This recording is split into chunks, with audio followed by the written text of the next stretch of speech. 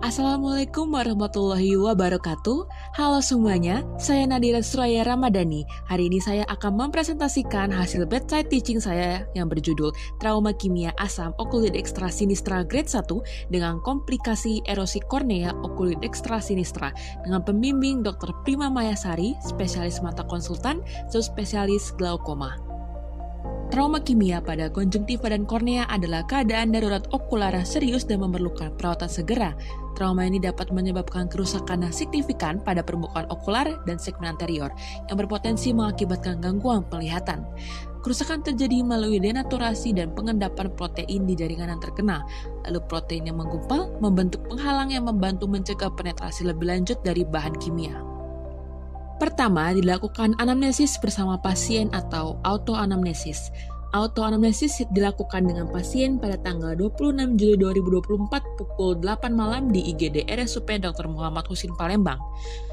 Pasien dipersilakan duduk lalu dokter akan meminta info konsen pasien. Kemudian, identifikasi pasien dilakukan dengan menanyakan nama, tempat, tanggal lahir, alamat, dan pekerjaan pasien.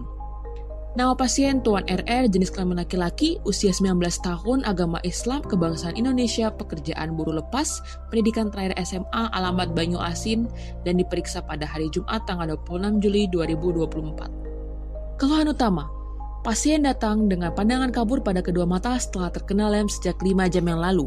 Keluhan tambahannya mata merah disertai rasa sakit dan rasa mengganjal. Riwayat perjalanan penyakit, sejak 5 jam sebelum rumah sakit, pasien mengeluhkan pandangan kabur pada kedua mata setelah pasien terkena lem ketika sedang menambal ban. Keluhan disertai mata merah dan nyeri pada kedua mata. Pasien juga mengeluh adanya rasa mengganjal terutama di mata kiri sehingga pasien menggaruk mata. Pandangan ganda dan silau di sangkal, rasa gatal dan adanya kotoran mata yang keluar di sangkal, rasa seperti tertekan di mata, sakit kepala, mual dan muntah tidak ada, keluhan mata melihat terowongan, benda terbang atau floater, pandangan gelap dan pandangan ganda di sangkal. Pasien lalu mencuci matanya dengan air tampungan di rumahnya lalu berobat ke bidan untuk diberi obat penghilang nyeri. Namun keluhan tidak kunjung membaik. Pasien lalu datang ke IGD RSMH untuk mendapatkan pertolongan.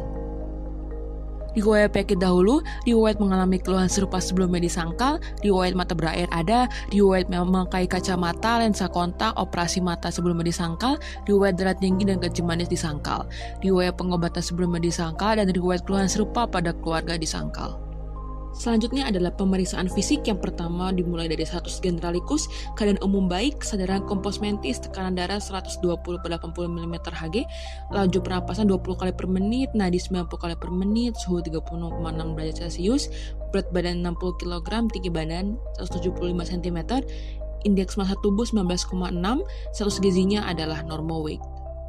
Pada pasien ditemukan visus okulit dextranya 6/9, pinhole 6/7,5, okulit sinistra 6/30, pinhole negatif, kemudian tekanan intraokuler okulit dextra N+0 dan okulit sinistra N+0, kedudukan bola matanya ortoforia dan gerakan bola matanya baik ke segala arah. Pada segmen anterior didapatkan palpebra okulit dextra tenang, okulit sinistra terdapat edema. Pada konjungtiva okulit dextra dan okulit sinistra terdapat mix injeksi positif, kemudian kornea okulit dextra jernih dengan fluorescence positif, lesi multiple sentral dan parasentral arah jam 2-9, tidak ada corneal haze dan ischemic limbus.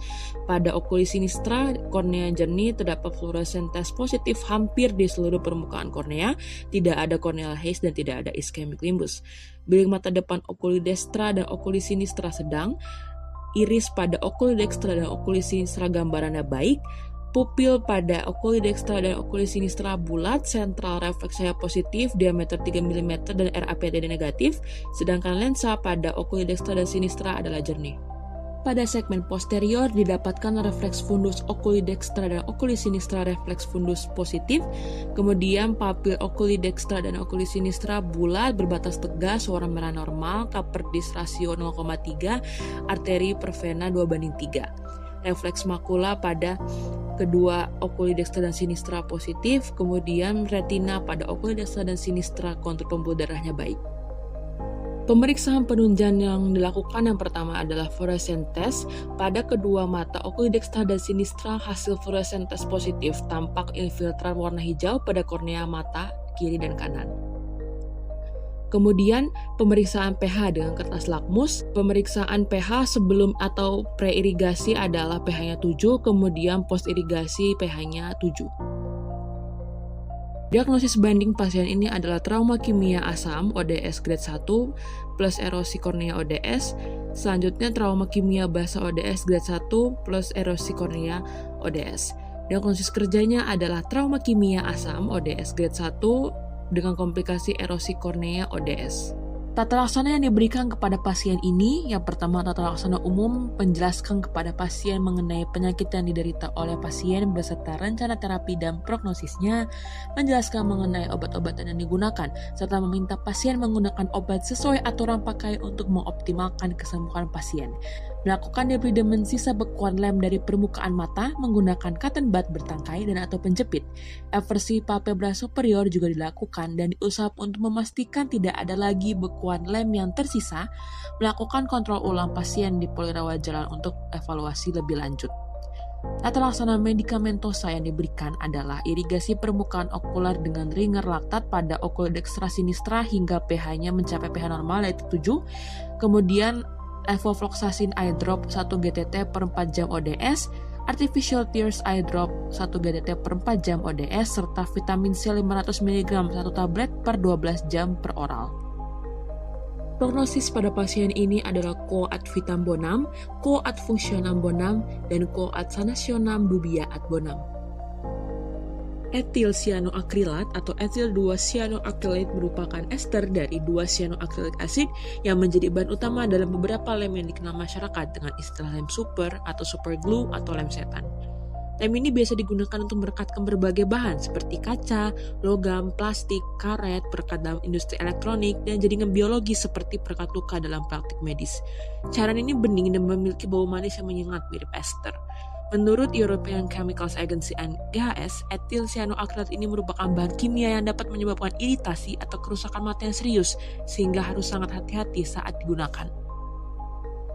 Trauma kimia asam akibat cipratan lem pada pasien ini menyebabkan kerusakan dan hilangnya epitel pada lapisan terluar kornea, sehingga melepas mediator inflamasi yang menyebabkan vasodilatasi pembuluh darah, sehingga tampaklah mix injeksi pada konjungtiva. Terlihat ada injeksi silia dan injeksi konjungtiva pada kedua mata pasien ini.